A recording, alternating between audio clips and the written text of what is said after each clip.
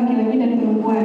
Tetapi yang saya lihat itu, karena saya lebih dekat dengan perempuan, saya lihat bahwa perempuan itu seperti tidak bisa menerima apa yang sudah diputuskan. Jadi mereka itu lebih kena ke kesehatan mentalnya udah terganggu, sampai-sampai itu mengganggu lingkungan di sekitarnya. Sedangkan lelaki itu lebih cepat untuk lebih cepat move on gitu, lebih cepat untuk menikah lagi. Sedangkan perempuan itu lebih menahan rasa sakitnya, bahkan sakitnya itu kena ke lingkungan sekitarnya.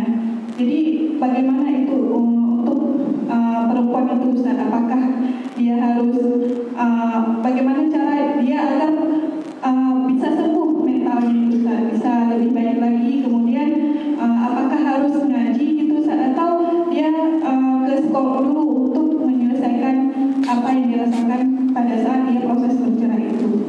Iya, itu kondisi psikologis antara laki-laki dan perempuan.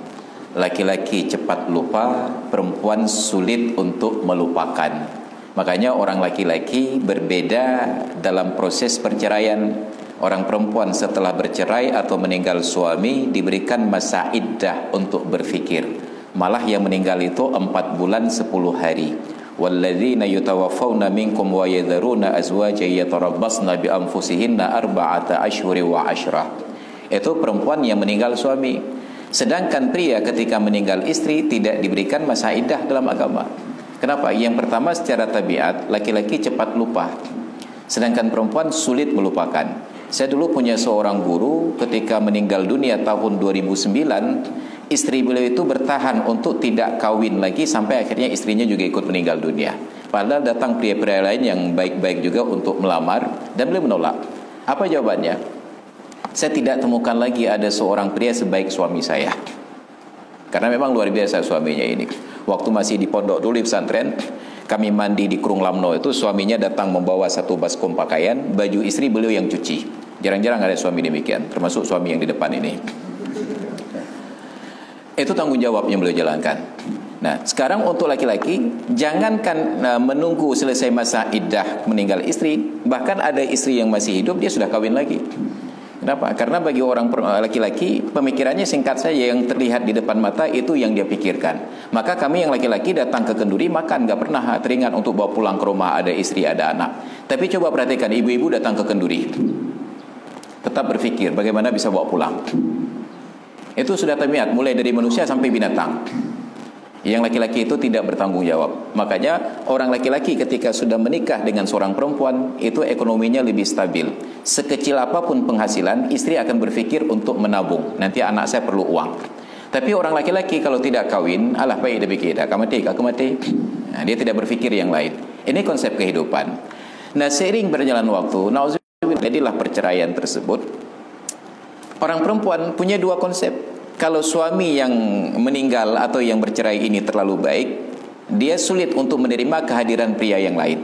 Karena dia akan banding-bandingkan, nggak ada yang lebih baik dari suami saya. Bahkan dulu Ummu Salamah, istri Nabi, itu menolak lamaran Nabi dengan alasan tidak ada pria yang lebih baik dari suami sebelumnya, Abu Salamah. Sampai akhirnya dia dapatkan Nabi ternyata lebih baik dari suami sebelumnya. Atau yang kedua, suami sebelumnya ini terlalu jahat, menimbulkan trauma. Yang merumpuk kau lebih parah banyak lom tu. Maka banyak para wanita yang janda mempertahankan status quo sampai meninggal dunia. Nah, kondisi ini bisa dipatahkan apabila terjadi momentum lain yang lebih kuat. Maka orang-orang yang pingsan itu kadang-kadang perlu tamparan keras untuk menyadarkan.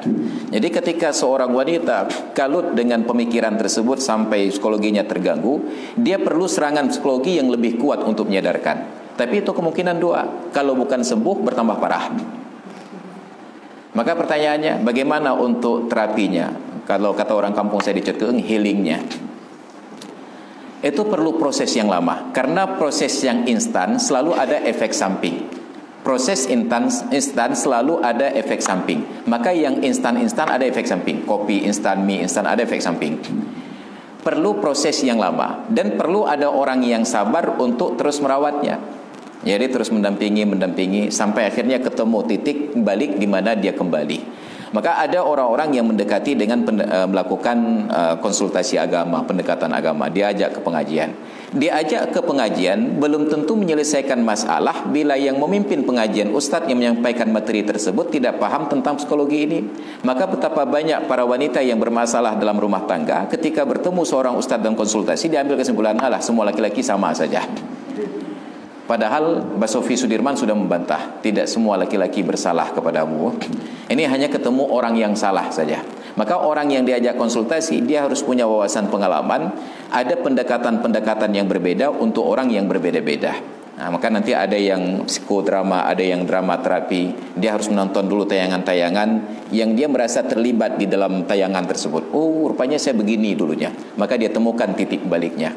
Maka ada hal-hal di mana ikatan nikah suami dan istri yang hampir putus itu bisa dihubungkan ketika mereka nonton film-film yang romantis. Tentu saja dalam batasan-batasan yang layak. Baru mereka melihat ada psikodrama di dalamnya, ada kesesuaian tokoh dan alur cerita. Maka dia merasa, oh saya begini masalah saya, maka ini solusinya. Memang ajakan untuk kembali ikut pengajian sesuatu yang baik. Tapi sebelum masuk pengajian harus persiapkan batin. Maka zikir, membaca Al-Quran, arahkan dia untuk sibuk dengan dirinya pada hal-hal yang positif. Ajak dia, yuk baca Quran. Kalau dia tidak tergerak untuk baca Quran sendiri, baru diajak untuk kegiatan ngaji-ngaji Quran, tilawah-tilawah saja dulu. Jadi jangan dulu masuk ke ruang nasihat dan terapi. Masuk dulu ke bagaimana memperkuat psikologinya, yaitu dengan membaca Al-Quran. Maka kata Rasulullah, Iqra'ul Qur'ana fa innahu ya'ti yaumal qiyamati syafi'an li ashabih. Bacalah Al-Quran, karena Al-Quran itu bukan hanya di dunia, bahkan di akhirat pun akan memberikan syafaat kepada orang-orang yang membacanya. Makanya orang-orang yang seperti ini didekati tetap dengan menjaga jarak. Didekati, tapi ingat menjaga jarak. Dia perlu ruang privasi untuk menyendiri lebih dahulu. Karena kita terlalu menggebu-gebu ingin menyelamatkan dia, akhirnya justru dia makin terpuruk. Jadi jaga jarak, berikan ruang, buka peluang untuk dia mendekat. Maka insya Allah pelan-pelan akan selamat sesuai dengan kesabaran kita. Demikian.